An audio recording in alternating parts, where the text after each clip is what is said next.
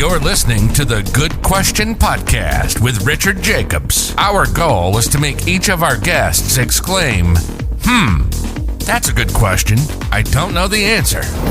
Because when that happens, it means you, the listener, may be inspired to learn more beyond the interview and to ask great questions yourself that lead to new insights. In this podcast, we cover historical and current anthropology, comparative religion, and history. Welcome, and let's get started. Hello, this is Richard Jacobs with the Good Question Podcast. I've got a great guest today. Dr. Neil G. Thomas. The Reverend Dr. Neil G. Thomas is the senior pastor of Cathedral of Hope of Dallas, called and elected by the 4,500-member congregation on April 12, 2015, following a year-long search. He began his tenure in June of that year. We're going to talk about, various issues in and amongst and around his church and faith itself. So welcome, Reverend. Thank you for coming. Thank you for the invitation, Richard. Glad to be here, and hope you're having a blessed day. Oh, I'm working on it. We'll see. So tell me a bit about your background. How did you come to faith, and how did you become a reverend, and why? Sure, that's a great question, and thanks for the invitation. So, as you can probably tell from my accent, I'm actually not from the United States.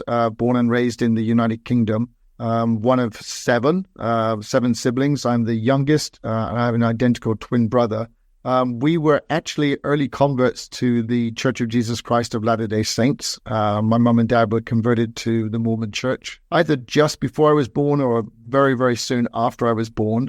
And we were a family in the church for a long time. My mom and dad, however, separated and then ultimately got a divorce, and mom got the church and dad didn't. And so we remained in the Mormon tradition for many years. Actually, right the way through until my mom wanted to get remarried, and he was not a Mormon, and so was refused a wedding in the temple. And in the Mormon Church, weddings take place, especially between Mormons. They get sealed in the temple, and then, of course, you're sealed then in celestial heaven, which is one of the beliefs and traditions of the Mormon Church. My mom was refused that unless her husband was to convert, and that was not about to happen, and so we actually ultimately left the Mormon Church. I was around, I think, about 9 or 10 at that stage, and didn't actually return to church until I was a little older, and I was invited to a Metropolitan Community Church in my hometown in Bournemouth, England,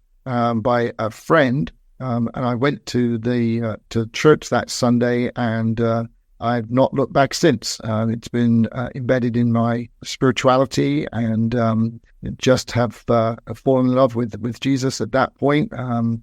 Gave my life to God, and then when I was about 18, felt a real strong call to Christian ministry, and so went to seminary after I was affirmed by that church to enter into the ordained track of the Metropolitan Community Churches. Went to seminary and graduated when I was 22, and I was ordained when I was 23. So I've actually been ordained now for 35 years and pastored 3 congregations in that 35 years. So it's something that I felt called to. It's something that I've had the great privilege to be employed to do, but also just exercising my faith in that kind of leadership. And it just is an ongoing experience of deepening my own spiritual relationship with God, and hopefully helping others to deepen their experience as well. Was it difficult coming from the Mormon faith? Like, were you made fun of, or was it a big transition to Christianity? It really wasn't a big transition. I mean, if Mormons believe they're Christians, and so that was not. I wasn't seeing myself in those ways of converting. But, it is a different experience of Christianity. But I was young enough leaving that when I came into the MCC movement, I think that I was able to have a faith that was more my own rather than a faith that was given to me by my parents or by any particular church or tradition. So, and I think the essences are the same, the values are the same, the understanding of what it means to be a follower of Christ is the same. And so I don't remember being taken fun of, but as I say, for 35 years now, I've been, within Christian ministry. So, okay. And you're preaching, I don't know, is there besides the obvious, is there a theme to your sermons Are there particular issues that were really well received that you spoke about and preached about that you feel would be great to talk about on this podcast? Sure. Well, I mean, I remember my first sermon when I was about 19 or 20. I tell people that I preached everything I knew about Jesus in 12 minutes. And when they said, well, what are you going to preach next week? I was like, oh, hang on, I think I've already preached everything I know. I say that in jest, but the central message of Christ is one of love. I mean, the whole essence of what Christ came to offer, wasn't necessarily to build a new religion, but was rather to, in some ways, revive folks who have been felt ostracized from the Jewish tradition, who perhaps felt that religion was irrelevant in their own season. And I see some of that in our own Christian practices today, that we find ourselves, especially in a culture where Christianity or certain brands of Christianity are lifted up and labeled in ways that I would say that we need to get back to that central gospel of this gospel of social justice, the gospel of love. I mean, if you look at the Beatitudes and Jesus' Sermon on the Mount, which I would say was Jesus' thesis, Jesus' mandate, you get a glimpse of what Jesus was trying to do then, and perhaps even what Jesus is still trying to do today through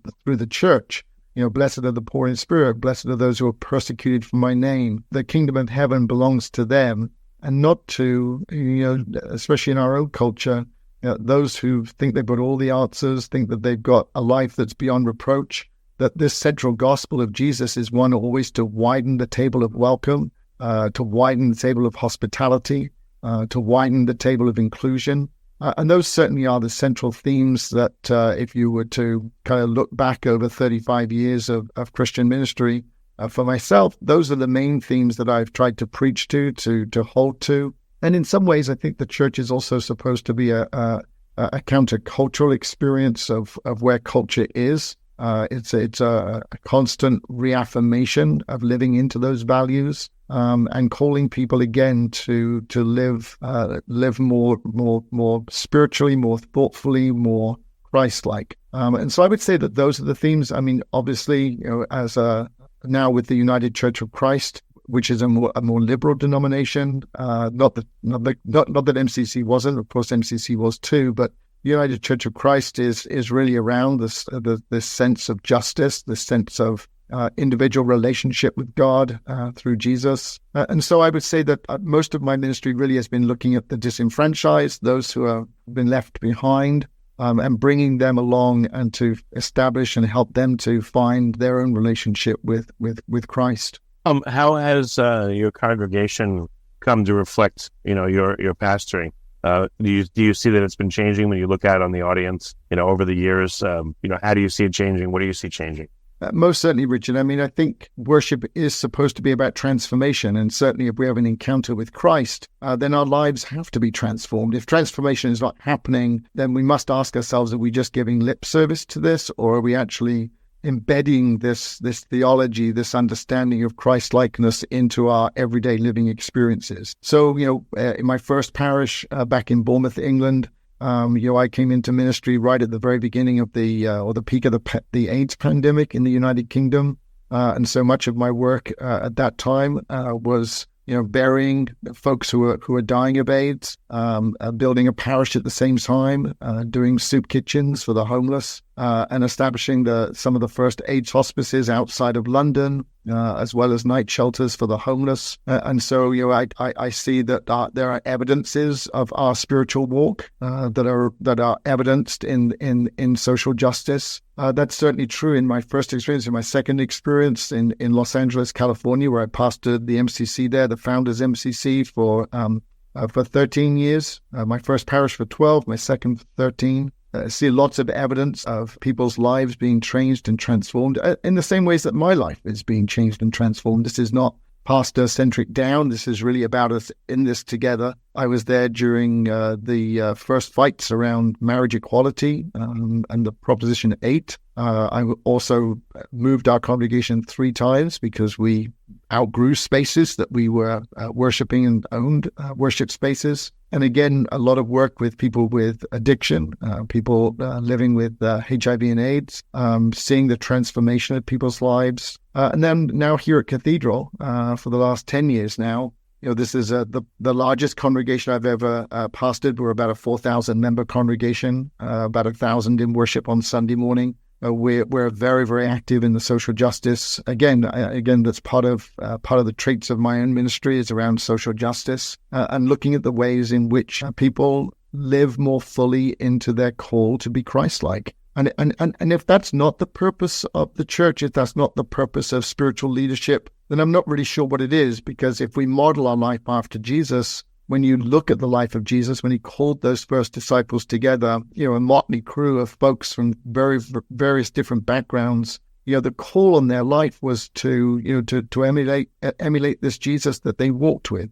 And I really believe with all my heart that falling in love with Jesus, falling in love with God, falling in love with this sense of purpose that the power of the Holy Spirit gives to us is the transforming quality that I truly believe brings those values of Jesus to the very forefront of every decision that we make in our lives. Here at Cathedral, we have a huge ministry to those who are food insecure, to those who are homeless, to, again, the disenfranchised, the vulnerable, obviously the LGBTQ plus community, and most recently to folks who are leaving evangelical conservative churches because of the judgment and sometimes the hate rhetoric, and who aren't ready to give up on Jesus. They're not ready to give up on their faith, but they just can't sit under this leadership that often is judgmental. And, I happen to believe that if Jesus wasn't sent to judge, then I don't think any one of us was sent to judge either.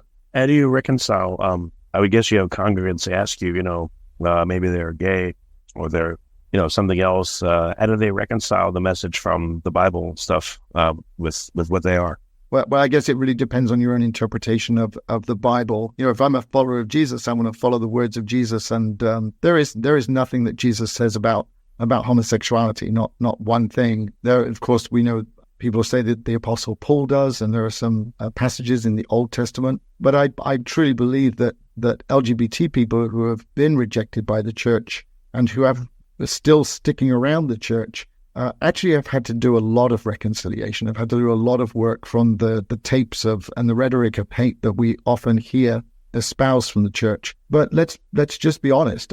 Here we are in 2024, and there is now no mainline denomination, and by that I mean Methodist, United Church of Christ, Anglican or Episcopal, Presbyterian. Now, of course, we know the more evangelical and conservative churches may not be at this place, although some of those are even moving now and being asked to leave the Southern Baptist Convention and other places. But there's no mainline denomination now in the United States that would believe that LGBT people are not part of the new realm of God. And so I would say congregations like Cathedral of Hope and congregations specifically within the Metropolitan Community Churches and others have really helped to change the face of Christianity. And there's still a lot more to do. I mean, we are finding now that there are more groups that are being left behind in Christian theology, especially conservative and right-wing theology. Women, divorced folks, others, people of color who are the target of evangelical conservative Christianity and nationalism, as we know it in our country today, that is disenfranchising many people to the point that we are seeing a huge drop in people who not only aren't attending church, but who have abandoned any idea that there is a God. Because the church, in my opinion, has given a bad reflection of this Jesus who humbly walked the earth 2,000 and more years ago with 12 disciples, and who confronted the religious hypocrisy then, and I believe calls us to confront the religious hypocrisy today. What do you know what happens to people that are made to feel unwelcome in a given Christian church? Where do they go? Do they just, like you said, they just cease to believe in God, or what happens to them typically? Well, I think what we're seeing in the United States right now is a huge growing number of what we call nuns. And I don't mean that N-U-N-S, I mean the N-O-N-E-S. They're not affiliated to any denomination or to any local church. They've decided that they are going to be spiritual, not religious, and are finding a pathway on their own, which is a sad reflection on the church. And, I think institutions, churches, need to ask themselves some very deep questions about what they are doing and how we are representing this God of love. I mean, if you really believe in the gospel that says where love is, there is God, I think we're doing a pretty bad rap at demonstrating this God of love when we keep putting barriers to this notion of a Jesus who sat with a woman at the well and said, go and sin no more, go and or the woman who was caught in adultery and who challenged the religious leaders of that day and said, let you without sin cast the first stone. I mean, how do we reconcile, and I'm talking to us all, how do we reconcile what we do in the name of Jesus with this Jesus who demonstrates clearly and passionately and with compassion this ability to bring people back in? And, I look at the story of the eunuch who's on the chariot that day, and who just simply asked the question, what is preventing me from being baptized? And there was no thesis to answer. There was no confirmation. There was no catechism. There was no classes that he had to go through. They just stopped the chariot right there. They found water. They baptized him, and he was done. He was now sent on his way as a follower of Jesus. And that's not who we are as an institution. That's a sad reflection on how we've institutionalized our religion. And I talk to myself as well. I mean, I'm not just pointing fingers at others, but asking ourselves all the time, how is it that we widen this table of welcome? How do we become this radically inclusive place that I believe Jesus began more than 2,000 years? How do you communicate that to congregants? Is it obvious, like all are welcome? And, what do you notice about their reactions when you do so? Yeah, thank you, Richard. I mean, we really do. We're very implicit about our all is welcome. We make sure that the communion table is open to all. There's no questions asked. Anyone can come down. I mean, I can't count on both hands the number of times I've been in churches when I've been on vacation or I've been at other times where it seems like the list of reasons that you can't come to communion is longer than the invitation itself. That's not our message here. Our message here is that all are welcome at the table. And what we discover in this church over and over again is that when folks come among us for the very first time, there's several reactions, but one consistent reaction is just tears. That people have never been in an environment where they have heard a message of God's love for everyone, and it's evidenced in the worship. It's evidenced by the people who are congregating, and in some folks who are wondering when the next shoe is going to fall, that someone's going to say something that just tells them that they're not welcome. And I'm grateful that we built a culture here that folks know. In fact, one of the comments that I get over and over again is that people tell me that the love in this place is tangible. You feel it, you can smell it, it's in the air. And that only comes from lives that have been transformed and changed, lives that have got a heart for Jesus Christ. They've got a heart for the community, a heart for people, and who are desperate to make a difference in the world, because we know that when we bless others, we're also blessing ourselves at the same time, and that's a God-given gift to us. Quick question. You're a reverend. What's the difference? This may be a silly question. Between a priest, a pastor, a reverend, all these different names of a deacon, et cetera. What does it mean to be a reverend versus a pastor? Anything different? Why the different name?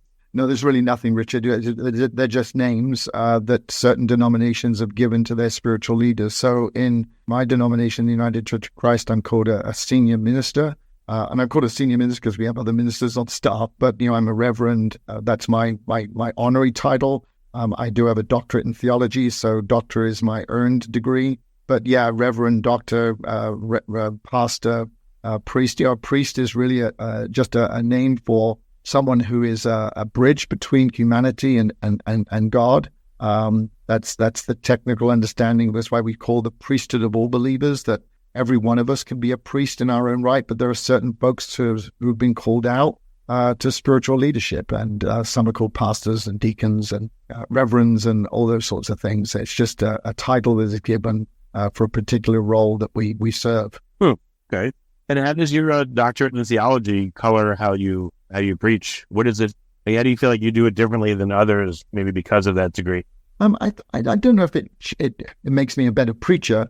It certainly makes me a better student. And I think we're all learning as we go along. We're all learning through the experiences of being in, meeting people and knowing their lives and knowing how they live into the fullness of their relationship with God. But I do also believe that those of us who have been called to spiritual leadership should be the best equipped, and not just to speak from a personal experience. We speak from the history of culture. We understand the history of the Bible. We understand the context of Christian text as well as Hebrew text. And I think we owe it to our people, to those that we are shepherding, to those that we have some kind of spiritual leadership over, to be the very best in our education as we possibly can, because often what happens is mistakes are made, and without real stewardship and knowledge of sacred text of the Holy Bible, of where Jesus was contextualized within his own culture, I think that we can do more damage rather than offer this sense of liberation to people. What do you mean? How would the damage come? What would be an example? Well, an example is we were just talking about people using the Bible to condemn homosexuality. That's something that we've learned in our evolving culture, but there's no justification for that from the words of Jesus. There's no justification from, not even from the Hebrew Bible. I know people will say, well, there's the 6 clobber passages, but there are 3 or 4 in the Old Testament and maybe 2 or 3 in the New that people lift up all the time. But when you actually know the context, when you actually know the biblical interpretation, when you know the Hebrew and the Aramaic, as well as the Greek, there is a clear indication that these Bible verses are an interpretation of a culture rather than a condemnation of 2 people of the same gender who actually love each other and are committed to each other in relation. And so I've seen more damage done. I've seen, especially gay and lesbian people, who have completely rejected God based on bad interpretation. I've seen people commit suicide because of it or take their own lives. People are in addiction, mask the pain of some of the damage that toxic theology has brought to us. And, I think that we owe it to our people, as well as to the God that we say we worship, to repent, to turn away from those things that have caused such harm and such damage, to the point that we're seeing the church slowly die here in the United States. I think we're down to 64 or 63% of the population now say that they believe in God. And you have to ask yourself, what has the church done to chase people away rather than bring people in? But what has it been like to minister to so many people over so many years? I mean, you see the good and the bad and the ugly of humanity. Does it make it more difficult to you? Do you have to rely more on faith in order to get through your day and not, quail at all the negative things going on? Like how do you feel? I wake up every morning just energized and delighted to be able to do what I do. It's the greatest honor of my life. It's the greatest privilege of my life. And it's the privilege of pastoring, of being with people, walking alongside people, that has completely changed my life, as evidenced through the ways in which someone who has been so hurt, so damaged, or has no faith whatsoever, slowly but surely find the language, find the heart to open themselves up once again, or maybe even for the first time, to this presence of love, to this presence of God. And when you see that transformation happening over and over and over again, you just can't help but be humbled as a servant leader to be able to continue to get up every day with a sense of purpose, with a sense of knowing why you exist, and with a sense of giving glory to God, because it's really not about me. If it was really about me, that nothing would happen. But, I can do all things through Christ who strengthens me. And I take that scripture to heart every single day. Nothing is impossible. I'm not here to fix people or even convert people, in my opinion. I'm here to walk my life, walk my journey. And as Jesus did with those disciples, walking his truth, walking his life, he transformed them into what became some of the early leaders of what we now know as Christianity. And I get to do that every single day. I mean, what more could bring me joy? Oh, that's great. So, I mean, your faith has made you more of an accepting person of other circumstances and lifestyles, it sounds like. Absolutely. Just of people, knowing that people are people. And we all fall short. We all make mistakes, but we believe in a God of grace and love and forgiveness and compassion. That is in some ways the God of second and third and fourth chances. And we don't need to give up on anybody. Yeah, no, that's an excellent message. Very good. Where can people see your sermons? Are they recorded? Are they online? If they want to be with you in person, where can they go? Absolutely. So we're Cathedral of Hope, United Church of Christ. Our website is cathedralofhope.com, and all of our worship services are broadcast live, as well as, of course, archived, so that people can join us at any time to their convenience. And of course, we live in a culture now where a lot of people are joining us online in new and different and exciting ways. And so I sincerely hope that your listeners will have an opportunity to come and worship with us one Sunday and check out our website and check out what our message is, that regardless of where you are on life's journey, you are welcome. Excellent. Well, thank you for coming on the podcast, Reverend. I really appreciate it. Thank you, Richard. I appreciate your time today, and thank you again. Thank you for listening to the Good Question Podcast. Please email support@thegoodquestionpodcast.com if you have any referrals to great guests for us to interview. Visit thegoodquestionpodcast.com to hear more interviews. And please help us spread the word by rating and reviewing us on Apple Podcasts, iTunes, Spotify, YouTube, or wherever you listen to this podcast.